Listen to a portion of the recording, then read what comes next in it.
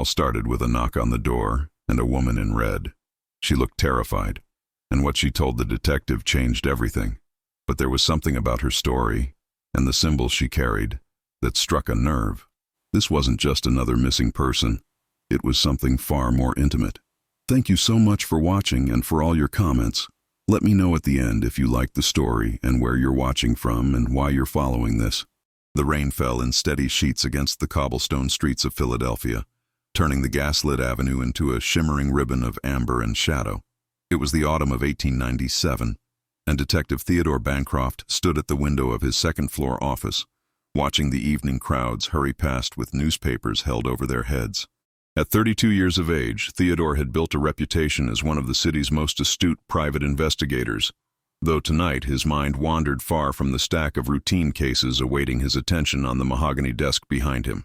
He was a striking figure, tall and broad-shouldered, with dark hair that fell just slightly over his forehead and sharp blue eyes that seemed to miss nothing.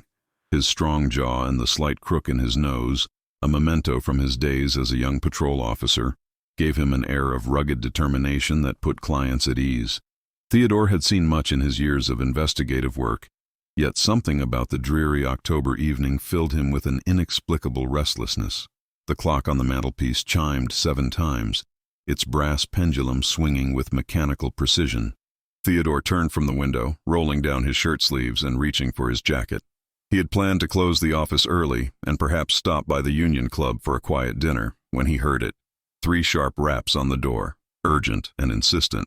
"Come in," he called, his voice resonating through the modest space lined with legal volumes and case files.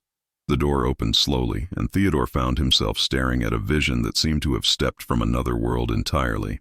A woman stood in the doorway, her figure draped in a crimson velvet cloak that glistened with raindrops.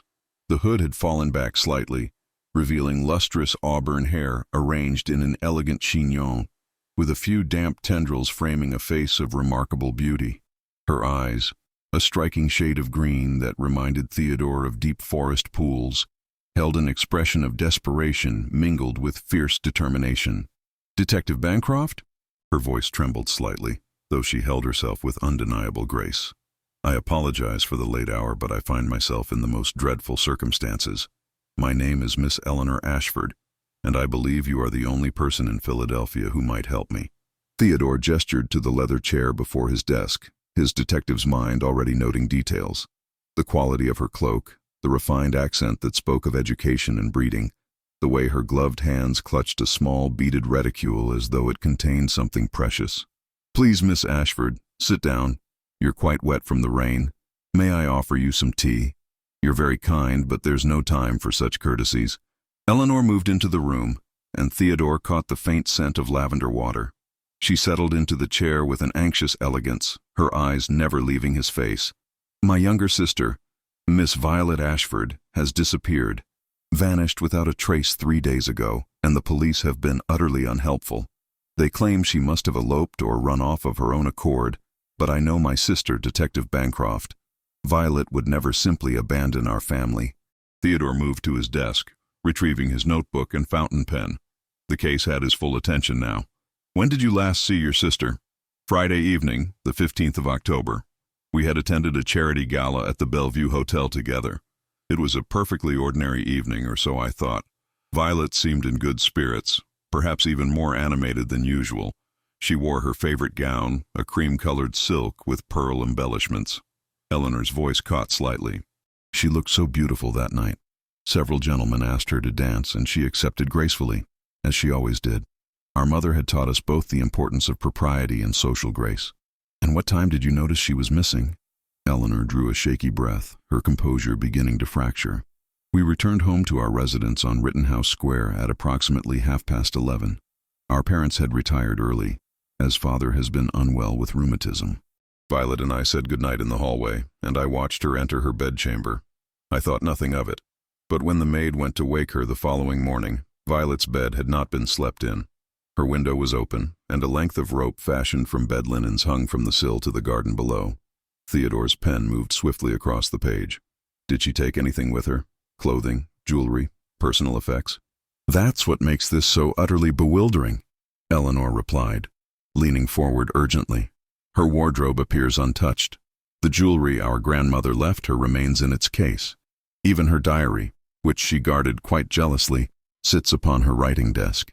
It's as though she simply vanished into the night in nothing but her nightgown, which is impossible.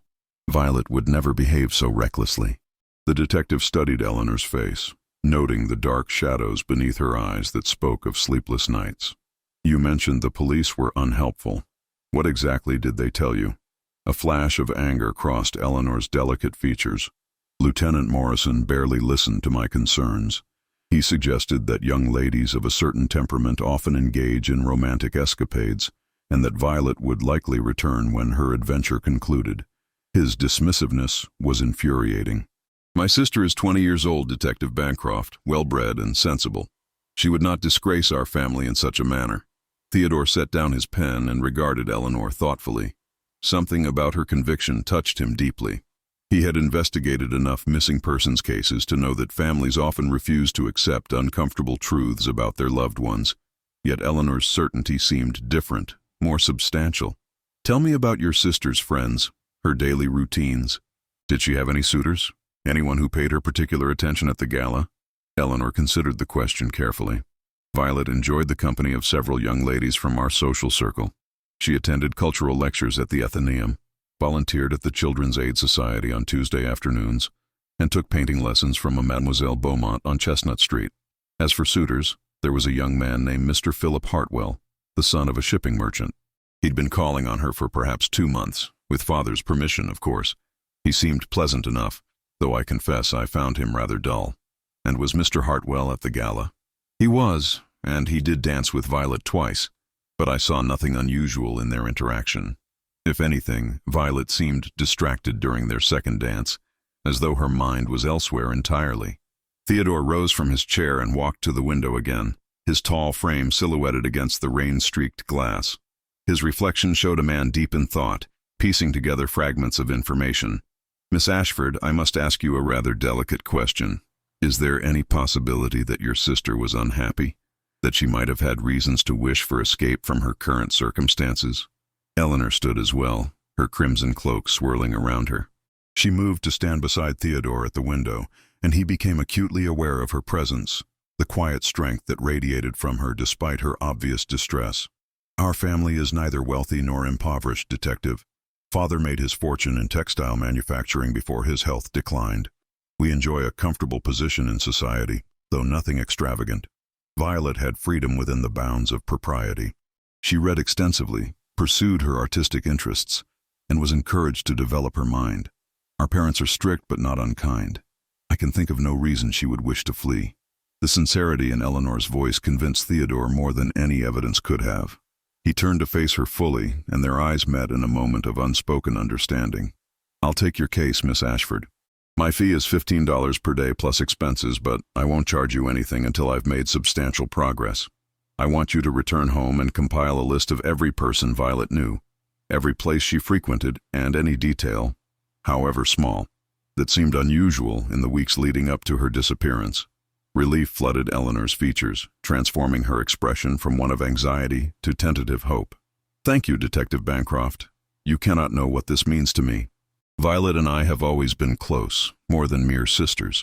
When our mother was bedridden for months after a difficult illness 5 years ago, we cared for the household together. We shared confidences, dreams, fears. I feel as though half of myself has been torn away. Theodore found himself unexpectedly moved by her words. I promise you, Miss Ashford, I will do everything in my power to find your sister and bring her home safely. May I call on you tomorrow morning at 10 o'clock? I'd like to examine Violet's room and speak with your household staff. Of course. We reside at number 42 Rittenhouse Square, the brownstone with the green shutters. Eleanor extended her hand, and Theodore took it gently, feeling the slight tremor in her fingers even through her glove. I should return home before my parents worry. They believe I'm visiting a friend this evening. I didn't tell them I was coming to see you because Father has been quite overwhelmed by the situation, and I feared he might forbid it. Your secret is safe with me, Theodore assured her, reluctantly releasing her hand. Allow me to fetch my umbrella and escort you to a cab. That won't be necessary. My driver is waiting just outside. Eleanor moved toward the door, then paused and turned back. Detective Bancroft, there's one more thing I should mention. On the morning after Violet disappeared, I found something peculiar in the garden beneath her window. A single white rose with a card attached. The card bore no signature, only a symbol I didn't recognize, a sort of twisted vine forming the letter V. Theodore's interest sharpened immediately. "Do you still have this card?" Eleanor reached into her reticule and withdrew a small cream-colored calling card. She handed it to Theodore, who examined it carefully beneath the lamplight. The symbol was indeed unusual, drawn in black ink with an artistic flourish that suggested education and refinement. The letter V was formed by an intricate tangle of thorny vines, and small drops that might have been meant to represent blood dotted the design. "May I keep this?" Theodore asked. "Please do. I've been carrying it with me, hoping it might mean something to someone." Eleanor drew her hood up over her auburn hair, preparing to face the rain once more. "Until tomorrow morning, then." "Until tomorrow, Miss Ashford." Theodore watched from his window as Eleanor descended the stairs and entered a waiting carriage. The vehicle pulled away into the rainy night, its lamps swaying gently in the darkness. He stood there for several long minutes after she had gone, the mysterious card still in his hand, his mind already racing through possibilities and theories. The following morning arrived with crisp October sunshine that seemed to promise clarity after the previous night's storm. Theodore Bancroft stood before the mirror in his modest apartment on Walnut Street, adjusting his collar and running a comb through his dark hair. He had spent most of the night examining the mysterious card Eleanor had given him, comparing the unusual symbol against various references in his collection of books on heraldry, secret societies, and criminal organizations. Nothing had matched exactly, though the artistic style suggested someone with considerable education in the decorative arts. At precisely 9:45, Theodore departed his residence and made his way through Philadelphia's morning bustle. Merchants were opening their shops, and the smell of fresh bread wafted from bakeries along the route. Horse-drawn carriages clattered over the cobblestones, while an occasional automobile puttered past. These new machines still a novelty that drew curious stares from pedestrians. Theodore walked with purposeful strides, his tall frame cutting an impressive figure in his well-tailored gray suit and black overcoat. Rittenhouse Square presented itself as one of Philadelphia's most elegant addresses. Stately brownstones lined the tree-bordered park, their facades speaking of old money and established reputation. Theodore located number 42 easily, a handsome four-story residence with the green shutters Eleanor had mentioned. Climbing the stone steps, he rang the bell and waited, his detective's eye noting the well-maintained property, the expensive lace curtains visible through the windows, and the brass fixtures polished to a brilliant shine. The door opened to reveal a stern-faced butler of perhaps 60 years, his posture impeccable despite his age. "Yes, sir. May I help you?" "Detective Theodore Bancroft to see Miss Eleanor Ashford." "I'm expected." The butler's expression remained professionally neutral, though Theodore detected a flicker of interest in the man's eyes. "Of course, sir. Please come in. I shall inform Miss Ashford of your arrival."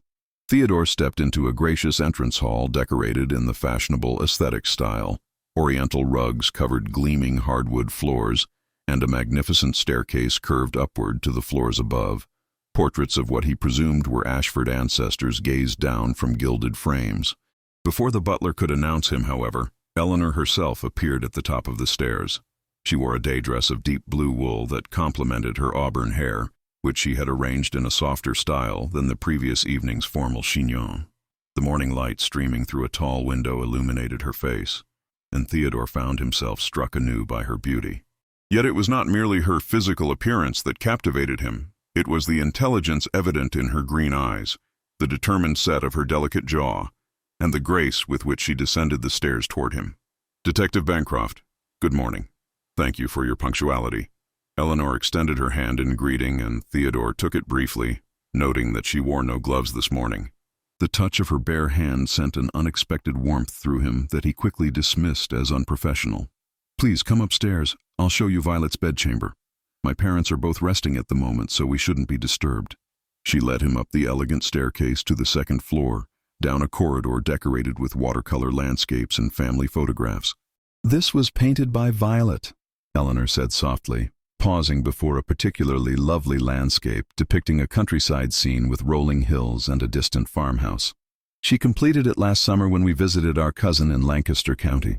She has such talent, Detective. The world seems more beautiful when seen through her eyes." The emotion in Eleanor's voice touched Theodore deeply. "Your devotion to your sister is admirable, Miss Ashford. It speaks well of your character and your family." Eleanor turned to look at him, and something unspoken passed between them in that quiet hallway. "Family is everything, Detective Bancroft. Without those we love, what purpose does success or social position serve?" She held his gaze for a moment longer before continuing down the corridor. "Here, this is Violet's room." She opened a door painted white with gold trim, revealing a bedchamber that was both feminine and tasteful. Pale lavender wallpaper decorated with small white flowers covered the walls. A four-poster bed stood against one wall, its linens neatly made. A writing desk sat before the window, exactly as Eleanor had described, with a leather-bound diary resting upon its polished surface. Watercolors and sketches hung on the walls, evidence of Violet's artistic pursuits. Theodore moved methodically through the room, his trained eye cataloging every detail. The window Eleanor had mentioned stood open slightly, and he examined the sill carefully. Faint marks suggested where rope might have been secured, though whether from the inside or outside remained unclear. He leaned out to survey the garden below, noting the rose bushes and ornamental shrubs that would have made for a somewhat uncomfortable landing. "The rope has been removed?" he asked. "Yes, the household staff took it down on Saturday morning before we realized its significance. I'm afraid it was burned with other refuse before I could preserve it as evidence." Theodore nodded, making notes in his small leather notebook. He turned his attention to the writing desk, examining the diary without opening it. "May I?" "Please do. I've already read through it, hoping for some clue, but found nothing unusual." Violet wrote about her daily activities, her thoughts on books she was reading, descriptions of people she encountered. Nothing that suggested she was planning to leave or that she was in any danger. Theodore opened the diary carefully, his long fingers turning the pages with reverence for the personal nature of the document.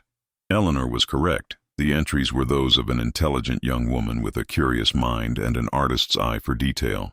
Violet had written about a lecture on Renaissance art she'd attended, her frustration with a particularly difficult watercolor she was attempting, her amusement at a pretentious gentleman who had called on her father regarding some business matter. Then Theodore noticed something. He flipped back through several pages, comparing dates.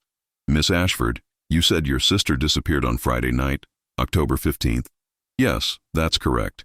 The last entry in this diary is dated October 10th, 5 days before her disappearance. Did your sister typically write in her diary every day?" Eleanor moved closer to examine the diary herself, bringing with her that subtle scent of lavender that Theodore was beginning to associate with her presence. "Yes, she was quite diligent about it. She often wrote in the evenings before retiring. That's odd. I hadn't noticed the gap when I looked through it before. I was so focused on searching for any mention of distress or unusual circumstances that I didn't pay attention to the dates. So, for 5 days before her disappearance, Violet stopped recording her thoughts and activities. That seems significant." Theodore examined the diary more closely, checking for missing pages. The binding appeared intact, with no evidence of torn or removed entries. Either something occurred on October 10th that made her stop writing, or someone removed those pages so carefully that no trace remains. Eleanor's hand flew to her throat, her face paling slightly. "You don't think someone was in this house, in Violet's private chamber, tampering with her belongings?" Theodore didn't want to alarm her unduly, but honesty was essential. "It's one possibility we must consider. Tell me, does anyone else have access to this room?" "The household staff, certainly, but anyone else?" "Only our lady's maid, Mrs. Davies, who has been with our family for 15 years. She's utterly trustworthy. And myself, of course. No one else would enter without permission. We have a housekeeper, a cook, 2 housemaids, and the butler you met, Mr. Thornton. All have been employed by our family for years." Theodore moved to the wardrobe and opened its doors, revealing an array of dresses, cloaks, and walking suits, all of fine quality but not ostentatious. "You mentioned that nothing appeared to be missing from your sister's wardrobe. Would you look again now and tell me if you notice anything unusual?" Eleanor stepped forward and examined the contents carefully, her brow furrowed in concentration. She ran her hand along the hanging garments, counting silently. Suddenly she paused. "Her gray traveling suit, the one with the burgundy trim. I don't see it here. Are you certain she owned such a garment?" "Absolutely certain. Mother had it made for her this past spring. Violet wore it when we took the train to New York in June. It was quite practical and one of her favorites for travel because it didn't show dust or wrinkles easily." Eleanor's eyes widened with the implication. If she took that suit, then perhaps she did leave of her own accord. Perhaps, but that doesn't explain the rope from the window or the 5 missing days from her diary. Theodore closed the wardrobe thoughtfully. Miss Ashford, I need to speak with your household staff, particularly anyone who might have seen or heard anything unusual on Friday night, or in the days leading up to your sister's disappearance. Eleanor nodded, moving toward the door. I'll arrange for you to use Father's study. It will provide privacy for your interviews. She hesitated at the doorway, turning back to Theodore with an expression of mingled hope and fear. Do you truly believe we'll find her, Detective Bancroft? Theodore met her gaze directly, seeing the vulnerability beneath her composed exterior. I believe your sister left clues, whether intentionally or not. Every mystery has a solution, Miss Ashford. We simply need to find the right thread and follow it to its conclusion. Over the next 2 hours, Theodore interviewed each member of the Ashford household staff in the quiet, book-lined study. Mr. Thornton, the butler, proved to be observant and precise in his recollections. He confirmed that Miss Violet had seemed in good spirits when she and Eleanor returned from the gala on Friday evening. He had personally locked all the doors and windows on the ground floor before retiring to his quarters at midnight, as was his custom. However, sir, Thornton added, his dignified composure showing a crack of concern, I should mention that on Wednesday evening, 3 days before Miss Violet's disappearance, I answered the door to find a messenger with a letter for her. The young man wore a simple brown suit and cap, nothing distinctive about his appearance. He insisted the letter be delivered directly into Miss Violet's hands, and no one else's. Theodore leaned forward with interest. And did you observe Miss Violet's reaction when she received this letter? She seemed startled, sir, perhaps even frightened. She went quite pale and excused herself immediately to her room. When she came down for dinner an hour later, she appeared to have been crying, though she claimed she had merely gotten some dust in her eyes while arranging flowers. Did you notice anything unusual about the letter itself? The paper, the seal, the handwriting? Thornton's weathered face showed concentration as he recalled the details. The envelope was of good quality paper, cream-colored. The seal was burgundy wax, impressed with what appeared to be an ornate letter V, though I couldn't see it clearly. The handwriting was elegant, quite artistic, I should say, suggesting an educated person. Theodore made careful notes, his pulse quickening.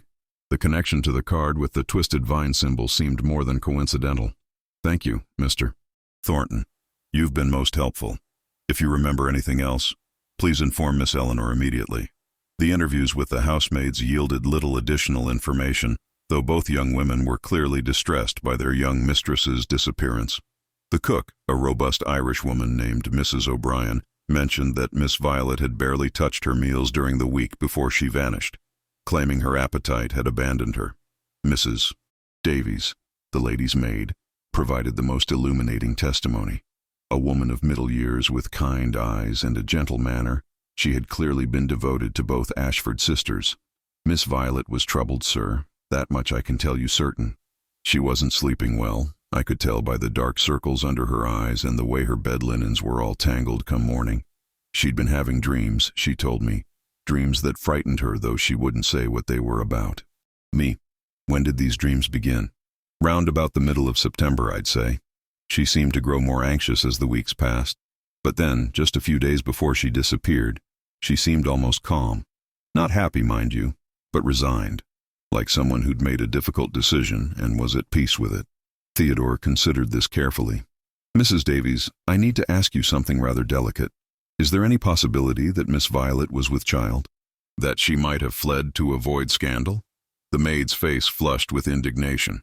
Absolutely not, sir. Miss Violet was as pure and proper a young lady as ever lived. She wouldn't even allow a gentleman to take her arm without a chaperone present. Whatever troubles plagued her, it wasn't that. I'd stake my reputation on it. After completing his interviews, Theodore found Eleanor waiting for him in the drawing room.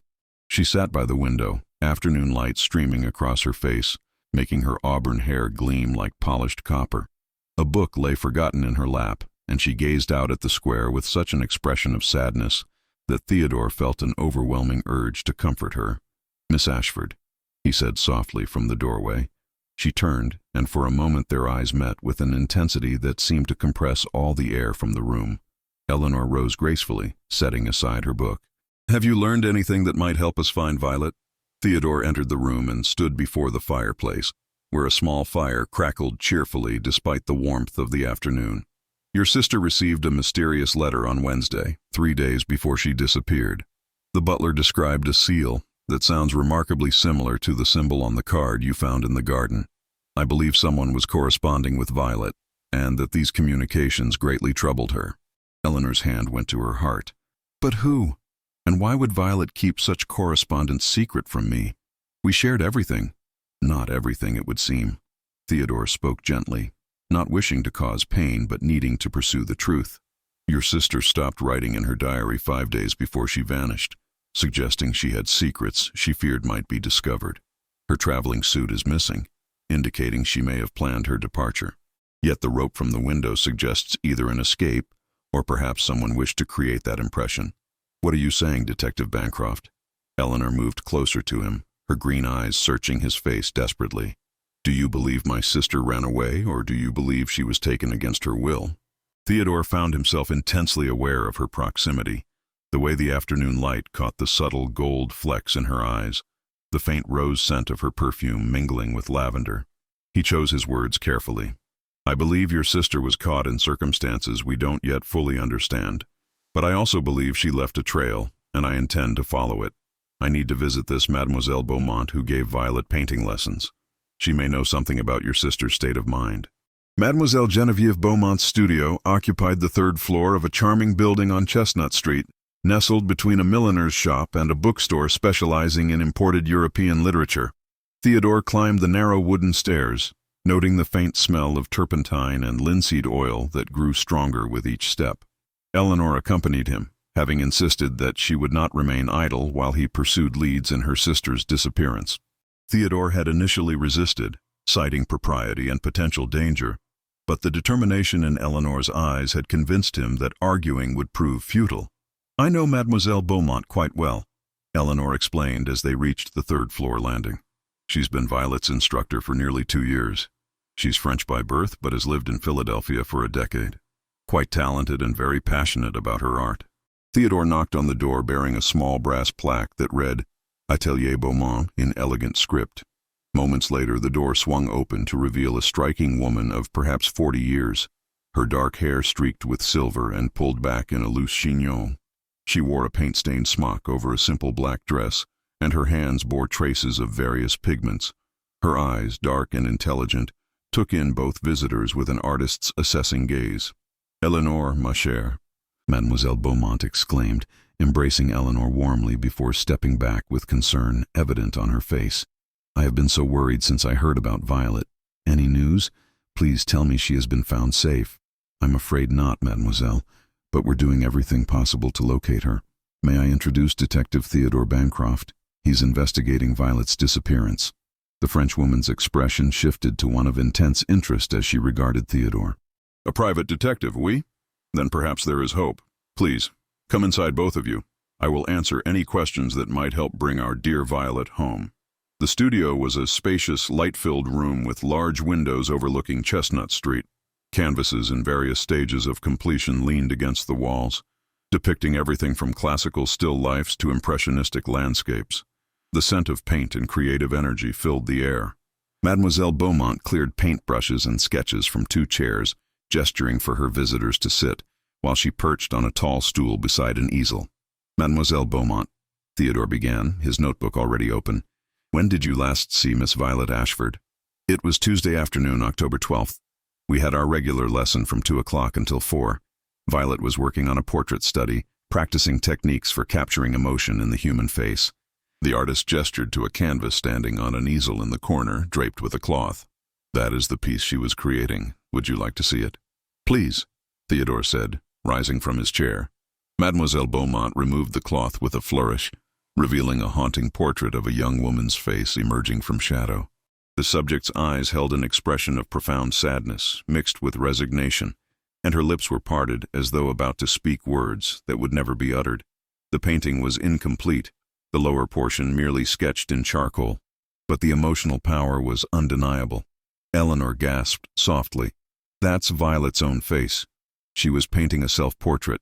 Oui, and a remarkable one, Mademoiselle Beaumont confirmed. She told me she wanted to capture how she felt, to express something that words could not convey. I encouraged her, of course. Art should come from the soul, from genuine emotion. But I confess the sadness in this portrait troubled me deeply. Theodore studied the painting carefully, seeing in those painted eyes the same desperation he had witnessed in Eleanor's gaze the previous night. Did Miss Violet discuss what was causing her distress? The artist's face clouded with memory. Not directly, none.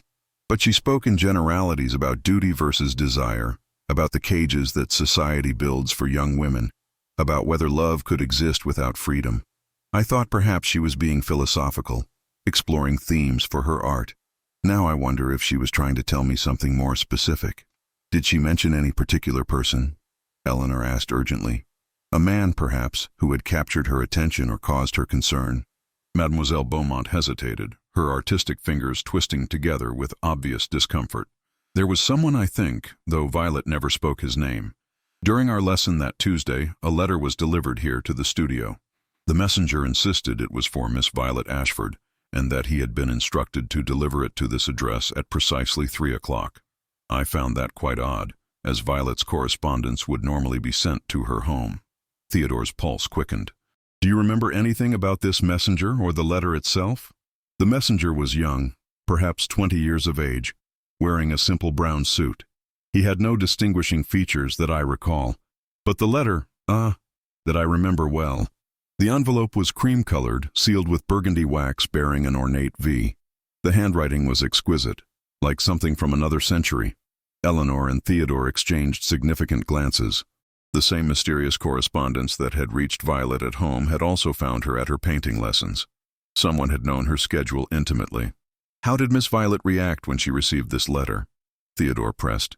She went very pale and asked to be excused for a moment. She stepped into the small antechamber there. Mademoiselle Beaumont gestured to a curtained alcove, and I heard her make a small sound, perhaps a sob or a gasp. When she returned, her eyes were red, but she claimed the turpentine fumes had irritated them. She worked on her self-portrait for another 30 minutes, but her hands trembled so badly that she could barely hold the brush. Finally, she gathered her things and left, apologizing for ending our lesson early. Did she take the letter with her? Theodore asked. Oui, she placed it in her reticule. I watched her walk down Chestnut Street toward the square, and she seemed almost to be fleeing, though from what, I could not say. Theodore rose and moved to the window, his tall frame blocking some of the afternoon light as he gazed down at the busy street below. His mind worked rapidly, assembling pieces of a puzzle that grew more complex with each revelation. Eleanor joined him at the window, standing close enough that he could feel the warmth of her presence. Someone was pursuing my sister, Eleanor said quietly, her voice tight with controlled emotion. Someone who knew her movements, her schedule, her whereabouts. But who? And for what purpose? Theodore turned to Mademoiselle Beaumont. Is there anything else you can tell us? Any detail, however small, that seemed unusual in the weeks before Violet's disappearance? The French woman rose from her stool and moved to a cabinet, from which she withdrew a sketchbook. Violet left this behind after our last lesson. I have been meaning to return it to her. Perhaps it contains something that might help? She handed the book to Theodore. He opened it carefully, Eleanor peering over his shoulder at the sketches within. Most were studies of hands, faces, and drapery, the sort of practice work any art student might produce. But near the back of the book, Theodore found something that made his breath catch. A full-page sketch showed a man's profile, rendered with obvious care and attention to detail. The subject was perhaps 35 years old, with refined features, wavy hair, and an expression of intense focus. Beneath the sketch, in Violet's delicate handwriting, were the words, "Memory fades, but the heart remembers." Do you recognize this man? Theodore asked Eleanor. She studied the sketch closely, her brow furrowed. No, I've never seen him before. The style of his clothing suggests he's a gentleman of means, but I cannot place him among our acquaintances or Violet's suitors. Mademoiselle Beaumont leaned over to examine the drawing. Ah, that sketch. Violet drew it from memory during our lesson on October 5th. I asked her who the subject was, and she became quite flustered. She said he was no one of importance, just a face she had seen in passing and found artistically interesting. But the way she drew him, with such careful attention to every detail, suggested he meant far more to her than a casual encounter. Theodore carefully removed the page from the sketchbook. May I keep this? It may prove crucial to finding Miss Violet. Of course, take whatever you need. Just please find her and bring her home safely. She has such talent, such potential. The world would be dimmer without her light in it. And as they descended the stairs and emerged onto Chestnut Street, the afternoon sun had begun its descent toward the horizon, casting long shadows across the cobblestones. Eleanor walked beside Theodore in thoughtful silence until they reached the corner of the square. There she stopped and turned to face him, her green eyes bright with unshed tears. "Detective Bancroft, I feel as though we're chasing shadows. Every answer we find leads only to more questions. What if we never discover the truth?" What if Violet is lost to us forever? Theodore found himself reaching out instinctively, his hand gently grasping Eleanor's elbow in a gesture meant to comfort and reassure. The impropriety of such familiar contact in public should have occurred to him, but in that moment her distress overwhelmed all consideration of social convention. "Miss Ashford, Eleanor, if I may be so bold, I give you my word that I will not rest until we uncover the truth about your sister's disappearance. Every case I have ever taken, I have solved. I do not intend for this one to be the exception." Eleanor looked up at him, and something shifted between them in that moment. What had begun as a professional relationship between detective and client had evolved into something deeper, a connection forged through shared purpose and growing mutual respect. She placed her hand over his where it rested on her arm, and the simple touch sent a current of warmth through Theodore's entire being. "I believe you," she said softly, "and I am grateful, more grateful than words can express, for your dedication and your kindness. I don't know what I would have done if you had refused to help me that rainy night. I could no more have refused you than I could stop breathing," Theodore replied, the words emerging before he could consider their implications. He saw Eleanor's eyes widen slightly, saw the faint blush that colored her cheeks, and he knew he had crossed a line from which there could be no retreat. "Forgive me, that was inappropriate." "No," Eleanor said quickly, her fingers tightening over his. "It wasn't inappropriate at all. It was honest. And I find I value honesty above all things, especially now." She withdrew her hand reluctantly. "We should continue our investigation. Where do we go next?" Theodore gathered his thoughts, forcing his mind back to the case despite the tumult of emotions Eleanor's touch had awakened in him. "I want to visit Mr. Philip Hartwell, the young man who had been calling on your sister. If there was a rival for Violet's affections, he might have noticed signs that you missed. Then I need to return to my office and research this symbol that appears on the cards and seals. It must mean something significant. I'll accompany you to see Mr. Hartwell," Eleanor stated firmly. "His family lives on Delancey Street, not far from here, and I can provide proper introduction, which will make him more likely to speak candidly."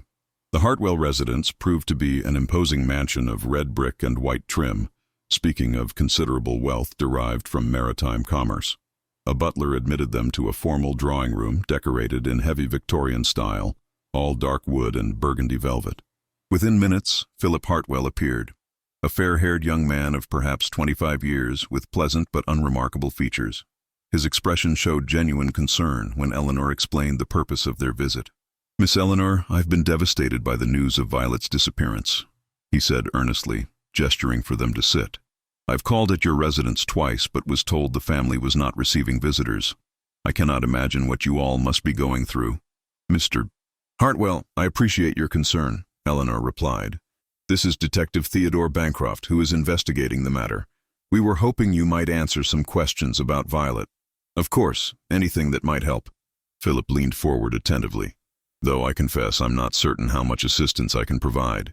Violet and I had been acquainted for only a few months." Theodore studied the young man carefully. "Mr. Hartwell, you danced with Miss Violet twice at the gala on Friday evening. Did she seem distressed or preoccupied during your time together?" Philip considered the question thoughtfully. "Now that you mention it, yes. She did seem somewhat distant during our second dance. I attempted to engage her in conversation about an upcoming exhibition at the Academy of Fine Arts, knowing her interest in painting, but she barely responded. I asked if she was feeling unwell, and she assured me she was simply tired from the evening's festivities." "Did you observe her interactions with anyone else that evening?" Theodore pressed. "Any gentleman who paid her particular attention or whose presence seemed to affect her?" Philip Hartwell's expression grew thoughtful, his brow furrowing as he recalled the events of that evening. "There was one incident that struck me as rather peculiar, though I didn't think much of it at the time. During the intermission, I had stepped away to procure refreshments for Violet. When I returned, I found her standing near the terrace doors, speaking with a gentleman I didn't recognize. He was older than most of the young men in attendance, perhaps in his mid-30s, impeccably dressed in evening clothes. What caught my attention was the intensity of their conversation. Violet appeared quite agitated, and the gentleman seemed to be pleading with her about something. Theodore's instincts sharpened immediately. "Can you describe this man in more detail?" "Certainly. He was tall, though not quite as tall as yourself, Detective. Dark hair with a distinguished touch of silver at the temples. Refined features, the bearing of someone accustomed to society's upper echelons. He had a small scar above his left eyebrow, barely noticeable unless you looked closely. I remember thinking he seemed familiar, as though I had seen him before, but I couldn't place where." Eleanor gasped softly beside Theodore. "That description matches the sketch we found in Violet's book. Philip, are you absolutely certain about the scar?" "Quite certain, Miss Eleanor. When I approached with the refreshments, the gentleman immediately withdrew. Violet was visibly shaken, her hands trembling so badly that she nearly dropped the glass of champagne I offered her. I asked who the man was, but she claimed he was merely an acquaintance of her father's, who had stopped to pay his respects. Her tone discouraged further inquiry. Theodore withdrew the sketch from his jacket pocket and showed it to Philip. "Is this the man you saw?" Philip's eyes widened with recognition. "Yes, that's him exactly. Violet captured him perfectly. Who is he, Detective Bancroft?" "That's precisely what I intend to discover," Theodore replied, carefully folding the sketch and returning it to his pocket. "Mr. Hartwell, I must ask you a rather delicate question. Were you in love with Miss Violet?" The young man's face colored slightly, but he met Theodore's gaze with admirable honesty. "I held her in great esteem and affection, certainly. Whether that constituted love, I cannot say with certainty. We were still in the early stages of courtship, getting to know one another. I had hoped that perhaps, in time, deeper feelings might develop between us. But I confess I sometimes sensed that Violet's heart was not entirely free, that some part of her remained distant and unreachable." Eleanor reached over and touched Philip's hand sympathetically. "You're a good man, Philip. Violet spoke well of you. Whatever has happened, please know that you bear no responsibility for it." After taking their leave of the Hartwell residence, Theodore and Eleanor walked through the lengthening shadows of late afternoon toward Theodore's office. The streets bustled with workers returning home, and the gaslights were beginning to flicker to life along the avenues. Eleanor had been quiet since leaving Philip's home, lost in thought, and Theodore respected her silence while his own mind raced through possibilities. "She loved him," Eleanor said suddenly, her voice barely audible above the street noise. "This mysterious man in the sketch. My sister was in love with someone she couldn't acknowledge publicly. That's why she was so troubled, why she stopped confiding in me." Theodore nodded slowly. It would explain much. The secret correspondence, her distress, the cryptic words she wrote beneath his portrait. But who is he? And why was their relationship impossible? They had reached Theodore's office building, and he held the door for Eleanor as they climbed the stairs to the second floor. Once inside, he lit the lamps against the gathering darkness and gestured for Eleanor to sit while he went to a locked cabinet containing his reference materials. He withdrew several volumes on Philadelphia society, business directories, and a collection of newspaper clippings he maintained regarding prominent citizens. "The scar Philip mentioned might be our key," Theodore mused, settling into his chair and opening the first volume. "A distinguishing mark like that, combined with the man's apparent age and social position, should help us identify him." For the next hour, they worked together in companionable concentration, Eleanor reading through social registers, while Theodore examined his collection of newspaper articles about Philadelphia's elite. The intimacy of working side by side, their heads bent over the same documents, the occasional brush of hands when passing papers between them, created an atmosphere charged with unspoken awareness. Theodore found himself increasingly conscious of Eleanor's presence. The way lamplight played across her features, the small furrow of concentration between her brows, the delicate curve of her neck when she tilted her head to read. "Theodore," Eleanor said suddenly, and his heart quickened at her use of his given name. "Look at this." She held up a newspaper clipping from 2 years prior, showing a photograph of several prominent citizens at a charity function. Among them stood a man whose face matched Violet's sketch perfectly.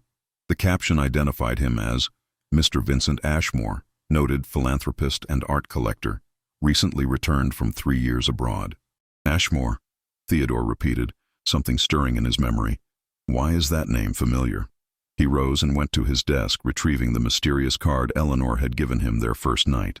The twisted vine forming the letter V suddenly took on new significance. Vincent Ashmore, VA. The symbol isn't just decorative, it's his monogram. Eleanor stood as well, moving to his side. But I don't understand. Why would Violet know this man? And why would their acquaintance need to be secret? Theodore began searching through his files with renewed urgency, finally extracting a folder he had compiled years earlier on a case that had never been solved. Vincent Ashmore disappeared from Philadelphia society in 1894, shortly after a scandal involving his engagement to a young woman from a prominent family. The engagement was broken under mysterious circumstances, and Ashmore left the country immediately afterward. He returned in 1896, rehabilitated his reputation through strategic philanthropy and patronage of the arts, and has since kept a very low profile. What was the scandal? Eleanor asked, though something in her tone suggested she already feared the answer. Theodore read from the yellowed newspaper clipping in the file. Mr. Vincent Ashmore's engagement to Miss Constance Worthington was dissolved when it was revealed that Ashmore had previously contracted a marriage in his youth to a woman in New York. The marriage was deemed invalid due to questions about the bride's age and consent, but the revelation caused considerable social damage. Miss Worthington's family insisted the engagement be terminated immediately. Eleanor sank back into her chair, her face pale. So he's married. That's why Violet couldn't acknowledge her feelings for him. But Theodore, how did they even meet? Where could such a relationship have begun? The art world, Theodore said with sudden certainty. Ashmore is a collector and patron. Violet is a talented artist. Mademoiselle Beaumont mentioned that she sometimes arranged for her more promising students to display their work at gallery exhibitions. It's entirely possible that Ashmore encountered Violet's paintings, sought an introduction, and a connection formed between them. He began pacing the office, his long strides eating up the limited space as the pieces fell into place. The secret correspondence, the mysterious letters delivered to places where Violet would be alone, the meetings they couldn't acknowledge publicly. Ashmore was courting her in the only way he could, and Violet, young and artistic and susceptible to romantic notions, fell in love with a man who could never truly be hers. But where is she now? Eleanor's voice broke slightly. If she loved him and he loved her, what happened on Friday night? Why did she disappear? Theodore stopped his pacing and knelt before Eleanor's chair, taking her hands in his. The gesture was improper, intimate, but in that moment, propriety seemed insignificant compared to the anguish in her eyes. Eleanor, I believe your sister made a choice. The question is whether she made it freely or under duress. We need to find Vincent Ashmore and confront him with what we know. Eleanor's fingers tightened around his. Then let's go now. Tonight. I cannot bear another moment of not knowing if Violet is safe. It's nearly dark, and we don't know where Ashmore resides. But I have contacts, sources, who can locate him. Give me until morning, and I promise you, we'll have answers. Theodore found himself reluctant to release Eleanor's hands, reluctant to break the connection between them. I'm frightened, Theodore, she whispered. Not just for Violet, but for myself. I feel as though my entire world is shifting beneath my feet. Nothing is as I believed it to be. I know, he replied softly, but you're not alone in this. Whatever we discover tomorrow, whatever truth we uncover, I'll be beside you. I give you my word. Eleanor leaned forward, and for one breathless moment, Theodore thought she might kiss him.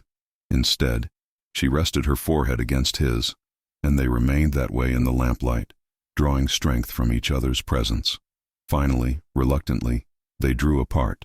I should return home before my parents worry, Eleanor said, her voice unsteady. Will you escort me? Of course. They traveled by hired cab through the evening streets, sitting close together in the darkness of the carriage. When they arrived at the Ashford residence, Theodore helped Eleanor down and walked her to the door. She turned to face him on the top step, the porch light casting a golden glow around her. Thank you, Theodore, for everything, for believing me, for taking this case, for treating my sister's disappearance with the seriousness it deserves. You don't need to thank me, Eleanor. He stopped, uncertain how to express the depth of feeling that had grown in him over these brief days. I'll call for you at 9 o'clock tomorrow morning. We'll find Ashmore together and bring Violet home." That night, Theodore worked tirelessly, sending messages to his network of informants and contacts throughout the city. By midnight, he had an address. Vincent Ashmore maintained a private residence on the outskirts of Philadelphia, an estate called Rosewood Manor in the countryside near Bryn Mawr.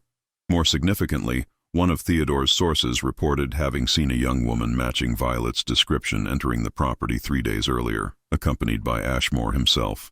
The following morning arrived cold and clear, with frost sparkling on the grass.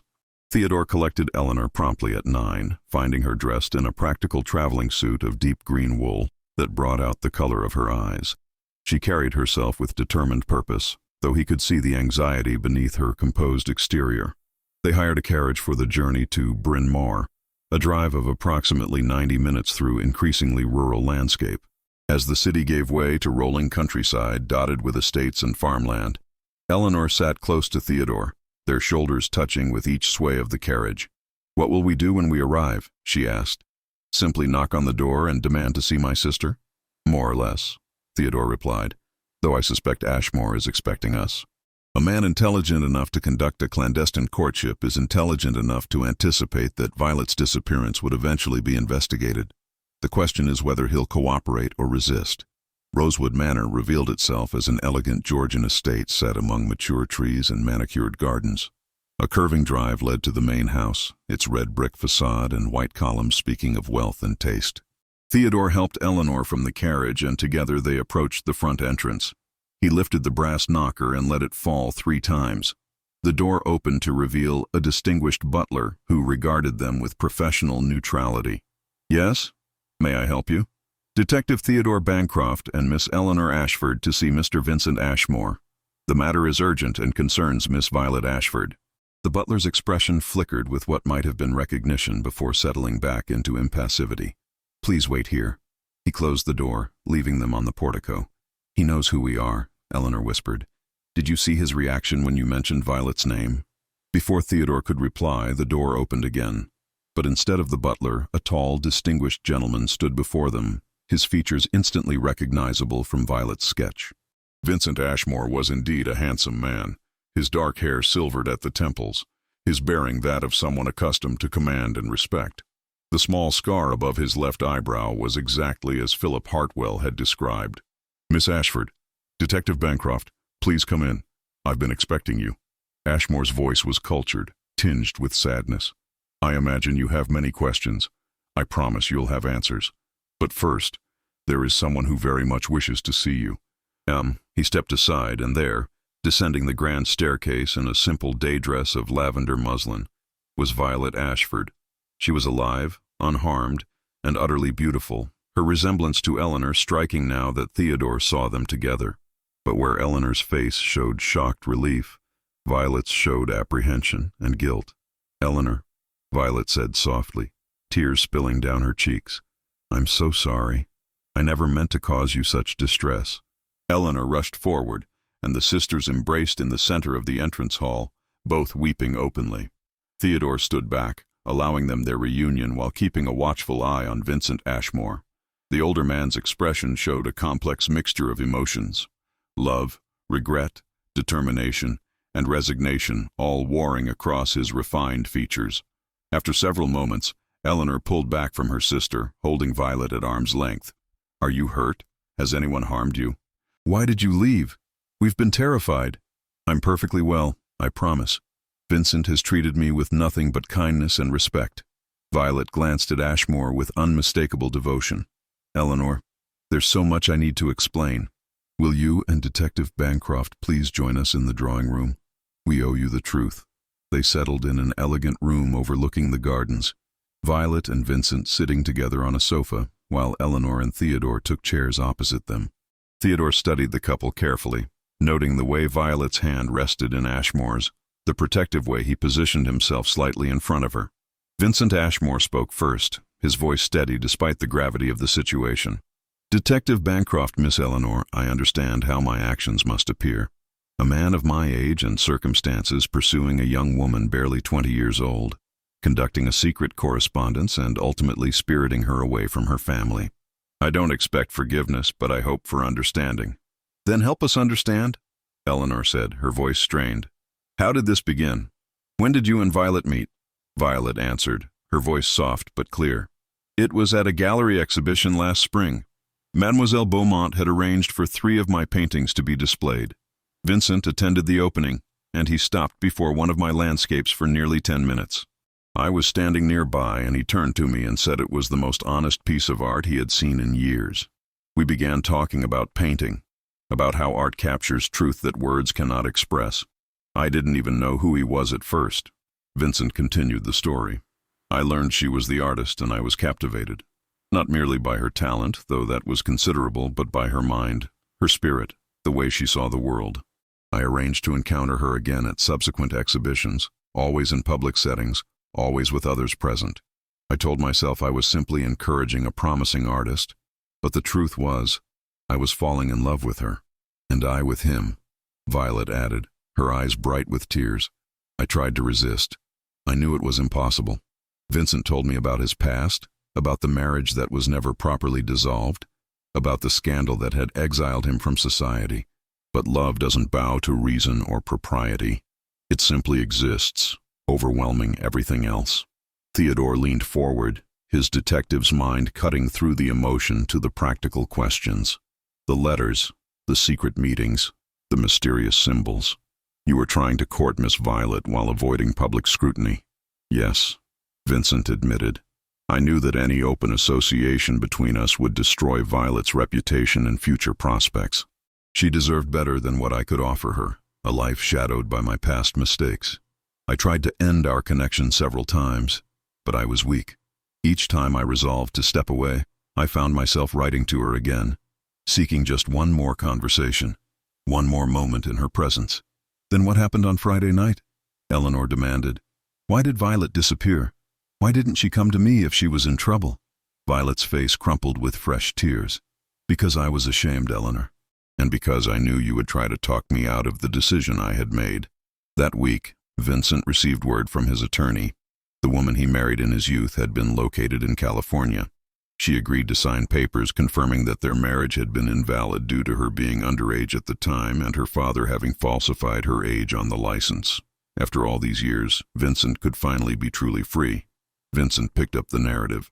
I went to Violet at the gala that Friday night to tell her the news. I asked her to wait, to give me time to complete the legal proceedings and clear my name completely. But Violet, impulsive and passionate as she is, had a different idea. I couldn't bear to wait any longer, Violet explained. I couldn't endure another day of pretending Vincent meant nothing to me, of accepting calls from Philip Hartwell and other young men when my heart belonged completely to someone else. So I made a plan. I would leave secretly that night and come to Vincent. We would wait together while the legal matters were resolved, and then we would marry properly and face society together. Eleanor shook her head in disbelief. Violet, you're 20 years old. You left home in the middle of the night, abandoned your family, all for a man you barely know? I know him better than I've ever known anyone, Violet said firmly. And yes, what I did was reckless and selfish. I see that now. I see the pain I've caused you and mother and father. But Eleanor, I love him. Not the foolish infatuation of a silly girl, but genuine deep love that I know will last my entire life. Can you understand that? Eleanor looked at her sister, then at Vincent Ashmore, and finally at Theodore. Her eyes met his, and in that shared glance, Theodore saw understanding dawn. Eleanor did understand because she too had discovered in the midst of crisis and investigation what it meant to connect with someone on a profound level. The bond that had formed between Eleanor and Theodore over these intense days carried its own form of recognition, its own promise of something deeper. I think I do understand, Eleanor said quietly, better than you might imagine. Theodore cleared his throat, forcing himself back into his professional role despite the emotion churning within him. Mr. Ashmore, Miss Violet, your situation, while romantic, has created significant problems. Miss Violet's reputation has been damaged by her disappearance. Her family has suffered immense distress. What do you propose to do about that? Vincent stood, moving to the window where autumn sunlight streamed through the glass. I've been considering this question since Violet arrived. The legal dissolution of my previous marriage will be finalized within the month. At that point, I wish to marry Violet immediately, with her parents' blessing if possible, without it if necessary. I'm prepared to face whatever social consequences result. I've lived through scandal before and survived. What I cannot survive is living without Violet. But what about Violet's parents? Eleanor asked. They're frantic with worry. Her disappearance could kill our father, given his current health. You can't simply hide her here indefinitely. Violet rose and came to kneel before her sister, taking Eleanor's hands in hers. You're right, of course. I've been a coward, hiding from the consequences of my choices. Eleanor, will you help me? Will you help us? I need to face Mother and Father and ask their forgiveness, and I need to ask their permission for Vincent to court me properly, once he's truly free. Eleanor looked down at her sister, seeing not the reckless girl who had fled in the night, but a young woman in love, asking for understanding and support. She glanced at Theodore again, and he gave her a slight nod of encouragement. Of course I'll help you, Eleanor said, pulling Violet up and embracing her. You're my sister. I love you, even when you make absolutely infuriating decisions. But Violet, you must come home today, now. Mother and Father need to see with their own eyes that you're safe. I'll accompany Miss Violet back to Philadelphia, Vincent said. It's time I faced your parents and explained myself. I'm prepared to accept whatever judgment they render. The journey back to the city that afternoon was far different from the tense ride that morning. The four of them traveled together in Vincent's spacious carriage, Violet sitting beside Vincent, while Eleanor sat with Theodore. During the ride, Violet and Vincent shared the story of their courtship in greater detail, the stolen moments at gallery exhibitions, the letters written in careful code, the growing certainty that they belonged together despite all obstacles.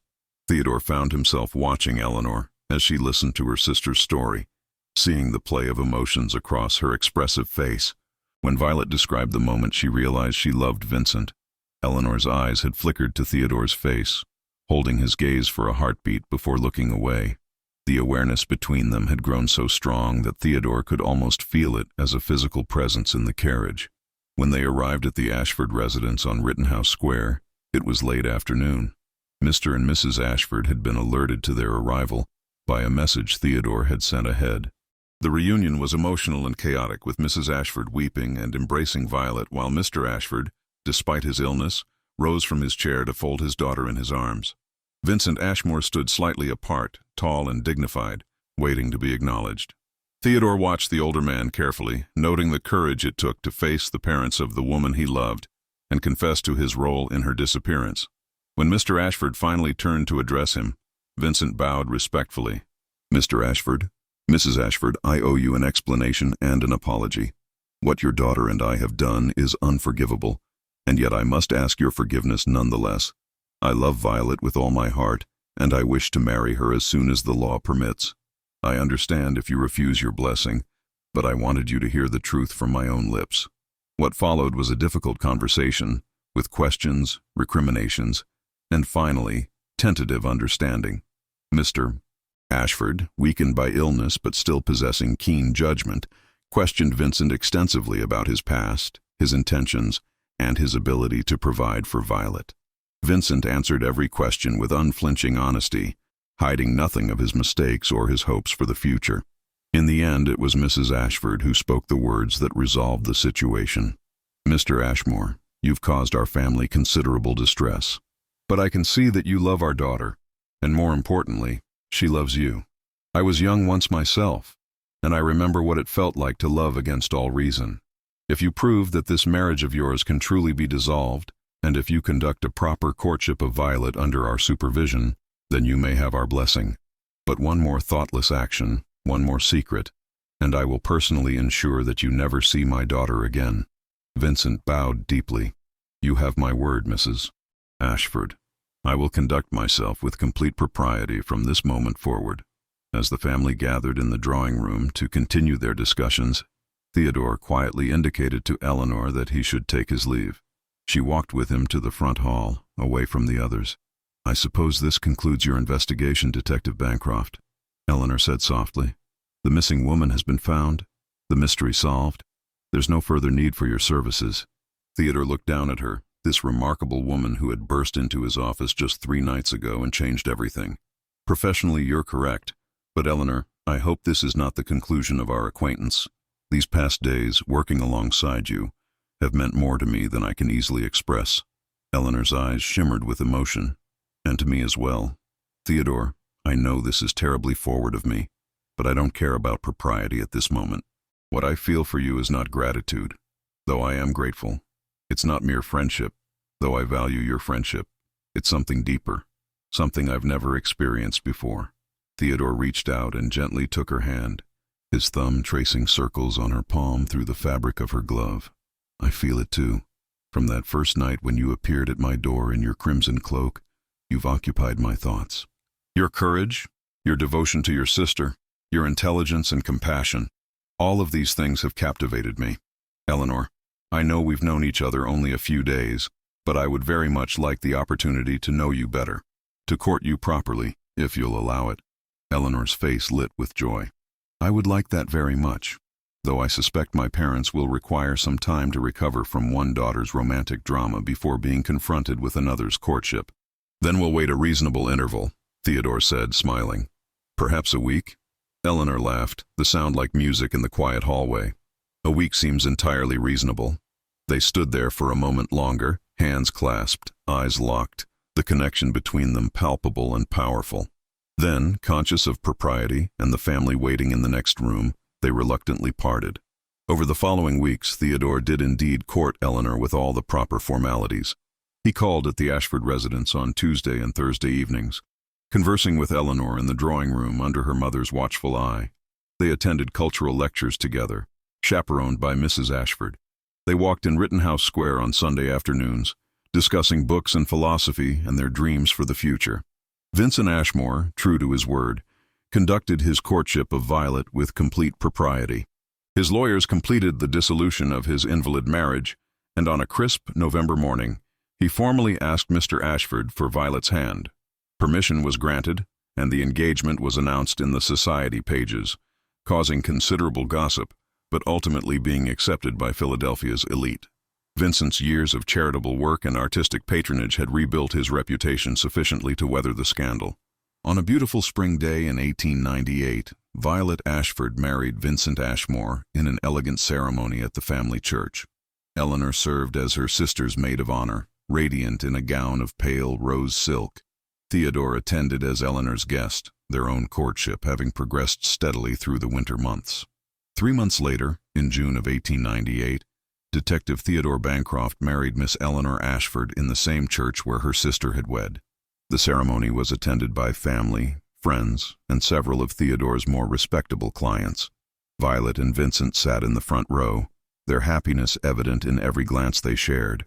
As Theodore and Eleanor emerged from the church into golden afternoon sunlight, she turned to him with eyes full of love and whispered, "To think, if Violet had never disappeared, we might never have met." Theodore pulled her close, propriety abandoned in the joy of the moment. "Then I shall be forever grateful to your sister's reckless heart. It brought me the greatest gift of my life." They kissed on the church steps as their families and friends applauded, two couples who had found love in the midst of mystery, who had chosen each other despite obstacles and scandal. The detective and the woman in the crimson cloak, united by a case that had begun with disappearance and ended with devotion, began their life together with hope, happiness, and the absolute certainty that they had been meant to find each other all along.